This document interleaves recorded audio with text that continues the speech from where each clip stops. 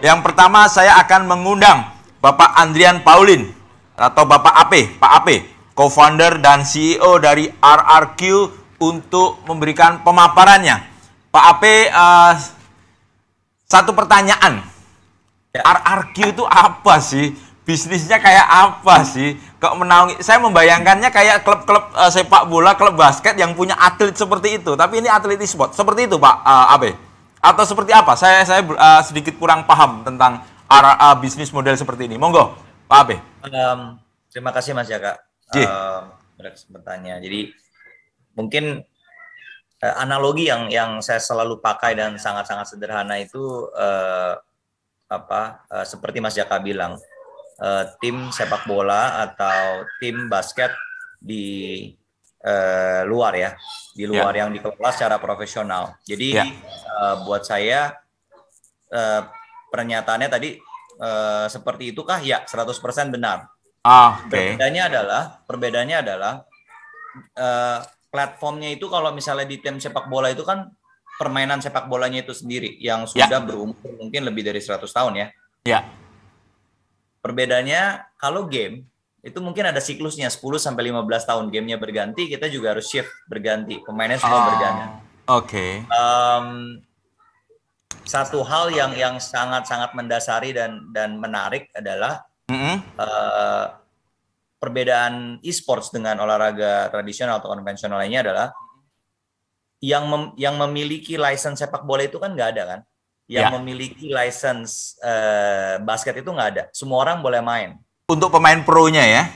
Betul. Tinggal gimana misalnya lembaga seperti organisasi seperti FIFA yang menyelenggarakan turnamennya membuat aturan. Tetapi pada dasarnya, kasarnya gini, kalau Mas Jaka mau bikin lapangan sepak bola di belakang kantor misalnya, atau di villanya, terserah kan? Main silahkan terserah. Nah, kalau di game nggak bisa. Kalau di game kita harus sowan dulu sama yang punya gamenya. Kalau kita mau bikin acara, kalau kita mau bikin pertandingan, kalau kita mau bikin event, itulah yang mendasari perbedaan antara olahraga konvensional dengan e-sports. Tetapi pada prakteknya ya sama, kita mencari pemain terbaik, kita bertanding di kompetisi lokal maupun internasional. Beberapa pemain ini juga terkenal dan kita juga menjadi semacam manajemennya untuk handle semua kegiatan komersilnya gitu. Jadi ya kurang lebih itu sih, mirip-mirip lah. Iya, Pak Ape, sudah berapa tahun RRQ ini bergerak atau berjalan ini? Dari 2013, jadi udah 8 tahun. 8 tahun ya? Iya. Artinya Pak Ape sebagai co-founder, sebagai CEO melihat tahun 2013 itu, melihat ke depan 8 tahun atau bahkan 10 tahun dari 2013 itu, market e-sport di Indonesia begitu besar. Seperti apa waktu itu ketika mendirikan RRQ itu? Apakah memang ini salah satu pertimbangannya atau sekedar karena memang sejak tahun 2000-2001 Pak Ape memang hobi untuk game seperti ini? Kalau mau boleh jujur ya, itu awalnya hobi ya. Maksudnya kita nggak pernah pikir akan sebesar ini. Nggak ada analisa pasar berarti waktu itu ya? Nggak ada. Karena memang hobi. Gimana sih kita bikin tim e-sports ini hobi aja gitu loh. Nggak berorientasi ke bisnis dan lain-lain. Tetapi pada tahun 2017 kita lumayan serius. Akhirnya kita nambah modal dan lain-lain karena ngelihat potensi pasarnya berkembang dan sangat cepat gitu loh pertumbuhannya. Kalau boleh dibilang industri e-sports di tanah air ini kan berkembang, tetapi sebenarnya di negara-negara lain seperti China, Korea, Eropa, Amerika, kita lumayan tertinggal 4-5 tahun. 4-5 tahun di belakang. Jadi pada saat 2017 kita ngelihat wah di luar negeri udah perkembangannya rapid banget, drastis banget gitu. Jadi 2017 kita lumayan serius tuh bikin manajemen, hire profesional dan lain-lain. Beda sama 2013 pas awal beda. Jadi 2013 kita cuma punya satu tim, 2017 kita pada saat itu kita serius, kita bikin 4 sampai 5 tim pada saat itu. Maksudnya dan satu tim itu berapa orang atau gimana itu tim gitu maksudnya Mas Pak Ape? Ya, mungkin sedikit dijelasin. Tim itu adalah game yang kita mau fokusin. Kalau sekarang kita ada 5 sampai 6 cabang game yang kita fokusin ya, yang kita seriusin. Jadi ada tim juga, ada beberapa orang yang akan main. Tetapi pada tahun 2013 ya hanya 5 orang anak aja dalam satu rumah. Ya udah main satu spesifik game namanya Dota 2. Itu aja selama 4 tahun. Jadi 2013 sampai 2017 ya udah kita juga sponsornya juga nggak ada, ya pakai aset semua sendiri aja gitu loh. Karena memang seneng aja kan. Lebih karena hobi. Tapi pada saat 2017 ya beda, ada tim sosial medianya, ada tim bisdevnya, ada tim productionnya, ada editornya gitu loh, ada manajernya. Jadi memang 2017 dikelola secara profesional dan ya kita punya beberapa tim. Nah dari situ pertumbuhannya juga sangat sangat drastis ya pertumbuhan di e-sport di Indonesia. Kalau boleh tahu Pak Ape, revenue streamnya ini dari mana? Apa sekedar dari sponsor atau dari hadiah atau seperti apa? Ada beberapa ya Mas Jaka. Jadi yang paling pertama tentu dari sponsorship. Dari sponsorship karena berkaca sama tim-tim profesional sepak bola dan basket, pasti mereka juga sponsor nomor 1. Nomor 2 itu adalah dari komersial pemain-pemain ini. Jadi di RRQ kita juga sebagai agency. Sebagai agensi. Jadi ketika mereka ada kegiatan komersial, kita yang mewakili pemain-pemain ini agar mendapatkan deal yang bagus, yang baik.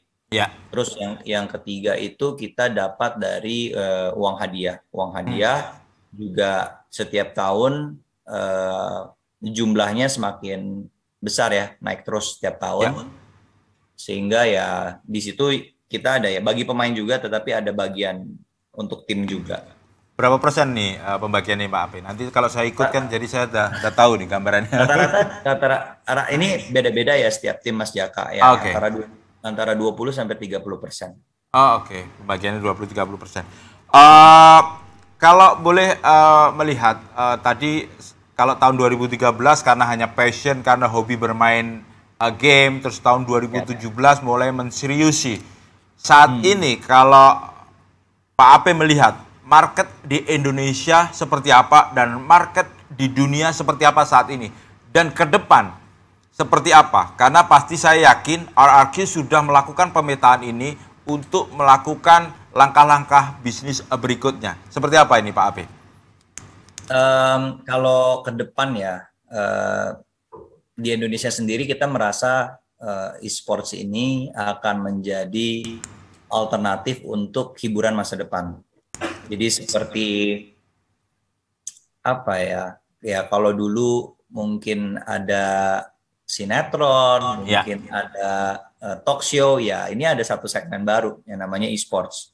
Ketika 10 tahun yang lalu kita bisa kumpul sama teman-teman kita di weekend nonton pertandingan sepak bola dengan tim masing-masing, tim favorit masing-masing. Mungkin dalam beberapa tahun ke depan sama hari Sabtu malam tapi nonton pertandingan e-sports itu di luar negeri udah jadi sesuatu yang umum. Tapi kedepannya saya ngeliat Indonesia akan seperti itu juga. Semakin banyak generasi millennials, Gen Z, mereka juga tertarik ke yang menarik dari e-sports itu adalah menonton pertandingan e-sports itu sama enaknya seperti mereka memainkan game tersebut. Jadi gimana saya ngomongnya, sama seperti kita nonton sepak bola gitu. Saya hobi sepak bola, tapi belum tentu setiap minggu atau setiap bulan saya main sepak bola. Tapi ketika saya nonton setiap akhir minggu, di akhir pekan itu, saya menikmati aja. Saya menikmati golnya, saya menikmati ceritanya, saya menikmati gosip seputar timnya, saya menikmati perkembangan transfer pemain-pemain favorit saya. Jadi ada cerita di industri sepak bola. Nah, sama sama dengan sama dengan industri e-sports tanah air sekarang. Nah, kalau perkembangan di dunianya itu seperti apa? Menurut saya itu yang sekarang ya itu udah jadi sesuatu yang mainstream, Mas Jaka. Di China, di Korea, di Eropa dan yang paling ini di Amerika. E-sports itu udah jadi sesuatu yang umum gitu. Jadi bukan sesuatu yang fenomenal lagi. Jadi udah kayak pekerjaan biasa. Itu adalah bagian dari entertainment mereka, bagian dari kehidupan mereka. Kita nggak akan pernah diskusikan tentang bagaimana pekerjaan seorang atlet sepak bola karena memang udah ada sebelumnya kan.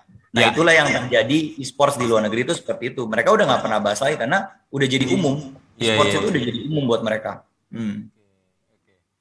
Jadi akan berkembang terus lah. Akan berkembang terus ya. Artinya potensinya begitu luar biasa. Dan ini ada satu pertanyaan dari saya tadi terlintas. Kebetulan saya kan dulu juga sempat menggeluti olahraga sepak bola dan basket beberapa kali jadi komentator dan semuanya. Dulu ada seliweran, bahkan terakhir ada seliweran bahwa ada mafia pertandingan di sepak bola ataupun di olahraga yang lain. Ada tudingan-tudingan seperti itu. Kalau di e-sport isu-isu seperti itu ada nggak kira-kira Mas Pak Ape? Ada di luar negeri juga ada. Oh ya. Ada di luar negeri juga ada. Tetapi karena ini bentuknya digital, Mas Jaka. Ini yang membedakan ya. Ini yang membedakan. Kalau mungkin pemain sepak bola larinya diplanin gitu, kita kan nggak tahu ya. Terus misalnya pas kita nembak itu melenceng gitu kan kita, mungkin lagi menendang tanah atau mungkin ada kerikil atau whatever. Tetapi karena ini basisnya digital, ketika Mas Jaka sengaja misklik aja, sengaja salah pencet aja, itu kan dimonitor.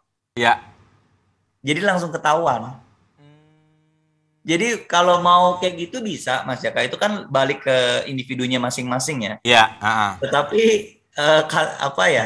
ya harus bisa curangin sistem gitu loh, karena itu semua kan direkam, ada digitalnya. Kayak saya bisa tahu banget Mas Jaka itu biasanya pola permainannya seperti apa, karena saya punya statistiknya. Terus tiba-tiba di satu pertandingan ini Mas Jaka nggak ngelakuin itu, saya bisa tahu dan itu bisa jadi suspek. Jadi intinya teknologinya ini sendiri juga memprevent lah. Saya nggak bilang 100% nggak akan ada hal-hal atau oknum-oknum yang negatif atau organisasi yang memanfaatkan. Karena tentunya di luar situ banyak gitu loh. Pernah ada kasus gitu sampai besar gitu apa di dunia mungkin? Match kayak sengaja kalah gitu, tapi ya itu akhirnya dari pihak publisher atau pihak developer ngambil tindakan, ya udah di ban, jadi nggak bisa ngikut pertandingan sama sekali. Kalau di FIFA ya dihukum gitu ya, tidak boleh main seumur hidup karena melakukan mafia di pertandingan. Dan satu pertanyaan yang sudah saya catat dari tadi, memungkinkan nggak perusahaan seperti RRQ seperti ini yang selama ini model bisnisnya mengontrak para pemain profesional e-sport ke depan membuat aplikasi game sendiri yang bisa digunakan untuk para atlet e-sport? Memungkinkan nggak atau sudah terpikirkan nggak untuk membuat seperti itu? Memungkinkan, tentu memungkinkan, tetapi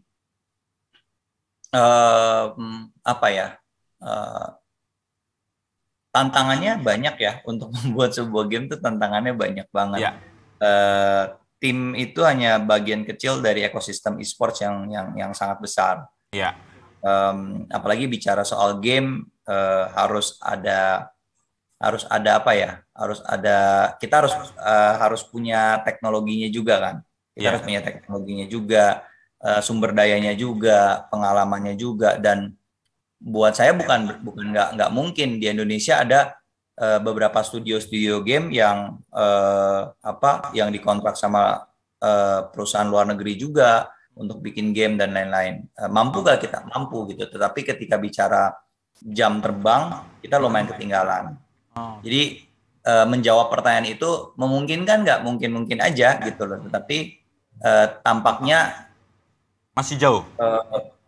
Ya, satu masih jauh dan kedua ekspertisnya ya, Mas Jaka. Yang saya garis bawah itu ekspertisnya. Ekspertis RRQ itu adalah kompetisi. Mereka mencari pemain yang berkualitas. Mereka mengikuti sebuah turnamen dan gimana caranya biar bisa menang, gimana caranya biar ngumpulin fans banyak. Tapi ketika menciptakan sebuah game itu beda lagi sebenarnya. Artinya butuh masih banyak tantangan ataupun hal-hal yang harus diperhatikan. Karena kalau di dunia animasi kan kita melihat seperti sebuah SMK yang ada di Kudus sudah bisa membuat animasi yang begitu luar biasa. Dan harapannya nanti kita pengen melihat 10 tahun ke depan ada game yang berasal dari Indonesia. Siapa tahu nanti Gobak Sodor atau Galasin bisa menjadi game yang luar biasa, bisa dikompetisikan gitu loh Pak Ape ya. Menarik kan itu? Setuju banget. Bisa banget. Ya, baik Pak Ape, tahan dulu Pak Ape, nanti akan ini ternyata saya udah di WA, ada nanti yang bertanya kepada Pak Ape, nggak tahu nanti apa pengen ngelamar ke RRQ atau seperti apa. Oh satu lagi, sebelum kelupaan nih Pak Ape. Ya. Kalau bisnis revenue stream bisa nggak kayak pemain bola sama pemain basket gitu, istilahnya transfer gitu, itu memungkinkan nggak? Ada agensinya nggak sih kalau pemain e-sport gitu? Memang udah terjadi ya. Udah terjadi ya? Iya, harga pemain terakhir itu di angka 600 sampai 700 juta ya satu pemain. Iya. Udah terjadi kok. Tuh. Nah, yang menjadi agennya itu ya si timnya ketemu sama tim gitu loh. Mereka kan mewakili pemainnya juga gitu loh. Industrinya masih belum se-mature sepak bola ya. Di mana ada agent pribadi gitu loh, manajer pribadi. Masih belum lah. Jadi semuanya masih dibantu sama tim e-sports tempat mereka bernaung. Ya, dan memungkinkan lintas negara ya, pemain Indonesia bisa dikontrak oleh negara-negara lain ya, di Thailand ataupun di China. Iya, kita ada pemain Malaysia kemarin di laut. Iya, udah mulai. Udah mulai gitu ya? Ya, udah mulai kayak gitu. Itu udah berarti WFH atau WFO nanti kalau main game gitu? Oh iya, dicek dulu pas kemarin udah turun gitu. Covid-nya udah beres semua, karantina udah rampung semua ya, baru terbang ke Indonesia. Oke. Baik, Pak Ape tahan dulu, nanti kita akan lanjutkan dengan beberapa pertanyaan karena ada para peserta yang ingin bertanya kepada Pak Ape.